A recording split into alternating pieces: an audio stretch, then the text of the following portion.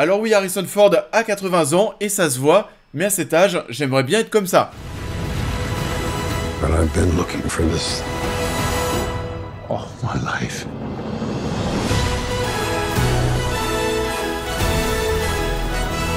Bonjour à tous, et écoutez, j'espère que tout le monde va bien. On se retrouve aujourd'hui pour un film très attendu, parce que oui, que vous soyez jeune, vieux, moyen, qu'importe, tout le monde aime Indiana Jones, on est concerné. On avait hâte de voir ce nouvel opus, le dernier, mais on avait aussi quelques craintes.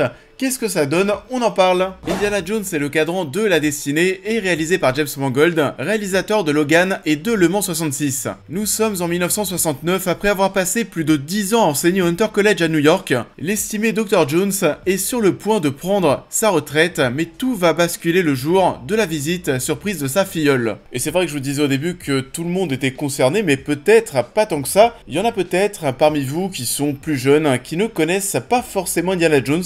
Il y en a peut-être même qui vont se laisser tenter et découvrir le personnage avec cette conclusion, pourquoi pas. Personnellement, j'aime bien sans être un très gros fan. J'aime bien, c'est vrai, les 3 premiers films de Spielberg, alors le 4e aussi de Spielberg, mais bon, le 4e, on va pas se mentir, c'était quand même beaucoup moins bien. Parmi la première trilogie, je pense que ce que je préfère, c'est le premier et le 3e. De toute façon, de manière assez claire, ce genre d'œuvre qui va parler d'exploration, de voyage, etc., ça me parle, j'aime beaucoup voyager. Et pourtant, c'est vrai qu'Indiana Jones, j'ai pas forcément grandi avec lui, j'ai bien plus grandi, mais voilà, c'est plus ma génération, je suis né dans les années 90. Moi, mes Indiana Jones, c'est Lara Croft et Nathan Drake. C'est un projet de très longue date, parce que même si ça sort aujourd'hui en 2023, attention, depuis plus de 10 ans, on en parle, 10 ans. Et ça a été reporté à cause de différents créatifs. Spielberg, bien sûr, devait aussi réaliser ce film. Il a quitté le navire, ça s'est pas fait. Puis ensuite, il y a le Covid qui est arrivé, ça a commencé à ressembler de plus en plus à un projet maudit. Et personnellement, je sais pas ce que vous allez en penser, mais je voyais Indiana Jones prendre le même chemin que Pirates des Caraïbes. Les 3 premiers volets qui fonctionnaient très bien, un 4e film qui était moins bon, et le 5e qui était là pour enterrer le héros. Il y avait beaucoup de raisons pour s'inquiéter, mais James Mangold est arrivé. J'adore, Logan, Le Mans 66, on en a parlé, j'aime beaucoup, et je dirais pas non plus qu'ici il est autant impressionnant, mais ça fait le job. Il rentre dans le rang, tu sens le côté un petit peu cahier des charges. On a appris qu'il allait bientôt réaliser un long métrage Star Wars, et bah là aussi je suis très chaud, même si on sait que d'un point de vue artistique, il sera encore une fois assez cloisonné. On a une réalisation dans ce nouveau film qui sera plus moderne, même si on va retrouver beaucoup de Spielberg et des codes d'Indiana Jones.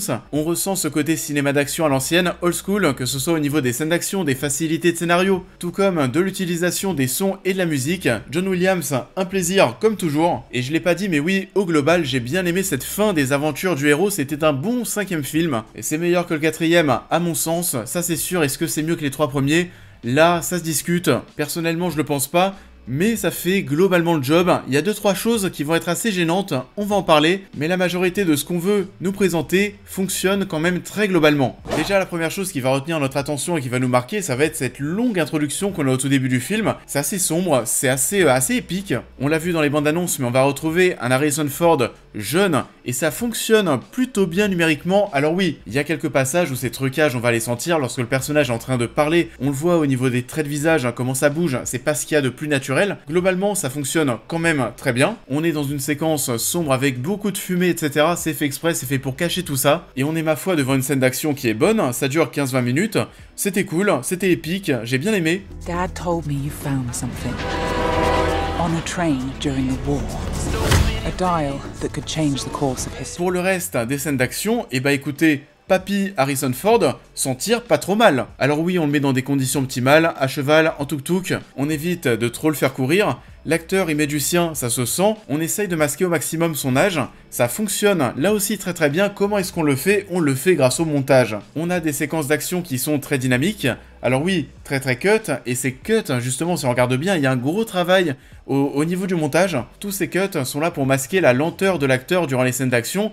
On est là pour apporter du dynamisme dans ses mouvements. C'était plutôt bien foutu, on disait que la scène d'action flashback au début était cool, et celle au Maroc va l'être de même, en mode giga grosse poursuite, très impressionnante d'un point de vue technique. La scène a vraiment de la gueule, c'est quand même là que tu vois que dans cette Indiana Jones, on a eu du budget, on est là pour nous servir un gros film d'aventure-exploration, on prend le truc au sérieux, on veut pas se moquer du personnage, on est sur un projet qui coûte, attention, 300 millions de dollars. Enfin voilà, ouais, ça a infiniment plus de gueule que le film Uncharted, par exemple, que j'avais bien aimé, c'est pas le sujet. Mais d'un point de vue technique, on n'est pas du tout dans la même cour. Les scènes d'action sont donc plutôt cool, les personnages le sont de même, pas de spoil, mais il y a certains petits retours qui font plaisir. Elena Shaw est peut-être le personnage fort de cette histoire, elle doit tirer Indiana et ses 80 balais. Elle est très cool, le duo fonctionne très bien. Elle a de la personnalité, elle a ce côté antipathique, parfois parce qu'il y a une part d'arrogance, d'égoïsme, de manipulation dans son personnage. On installe pas mal d'humour avec sa personne, de l'humour qui vient de ses actions et de ses comportements assez étonnants,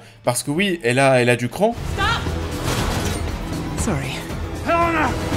Il y a un petit jeune français, Ethan Isidore, qui est présent aussi ici. Je pensais qu'on le verrait simplement pour la partie au Maroc, mais pas du tout. C'est un vrai bon rôle pour lui et il s'en tire très bien.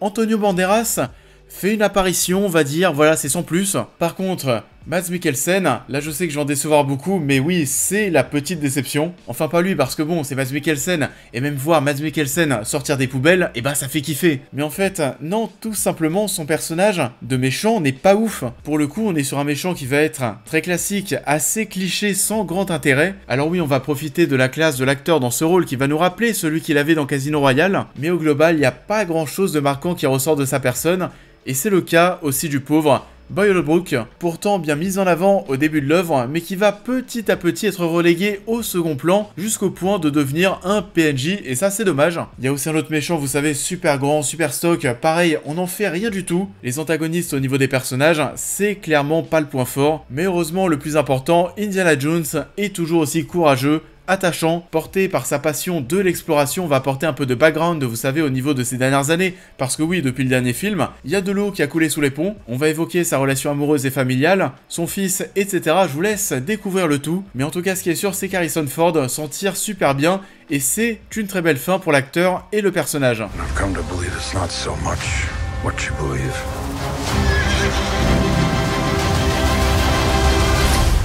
It's how hard you believe it.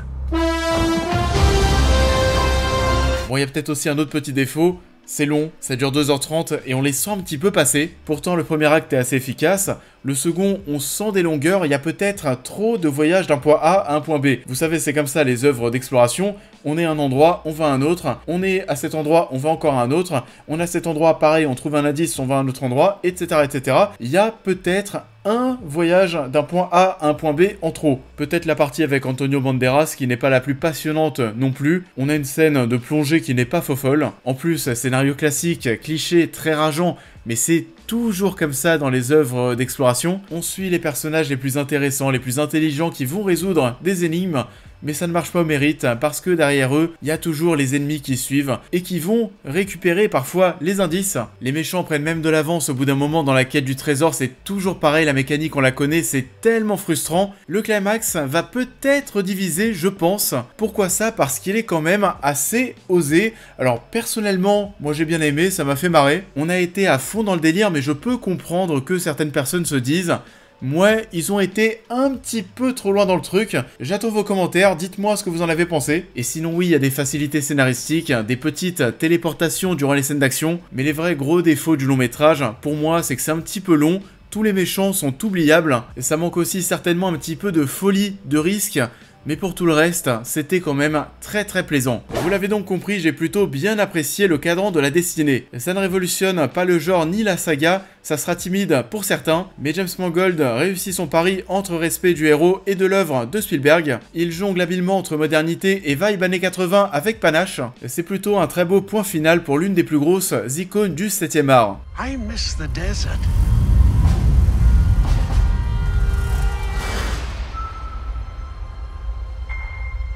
I miss the sea. Ça en est tout pour cette vidéo, j'espère qu'elle vous aura plu comme d'habitude. Je vous invite à la liker, à la partager, à me dire en commentaire ce que vous avez pensé de l'œuvre en question, à vous abonner, à me suivre sur l'intégralité de mes réseaux pour toutes les news et réactions à l'actualité, mais aussi à devenir membre soutien si vous souhaitez soutenir mon travail. Et on va se retrouver très vite sur la chaîne pour cette prochaine critique.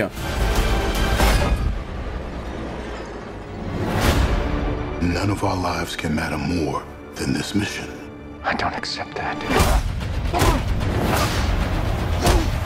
Et ouais, durant ce mois de juillet, on va avoir du lourd. On enchaîne avec le nouveau Mission Impossible. On parlera ensuite, bien entendu, d'Oppenheimer et de Barbie. Il y a beaucoup de choses en ce mois de juillet. Et ensuite, je pense qu'on sera très fatigué. et il faudra partir en vacances. Mais déjà dans un premier temps, Ethan Hunt, j'ai très hâte de vous en parler. Je vous souhaite à tous en attendant une très belle continuité de semaine et je vous dis à très vite.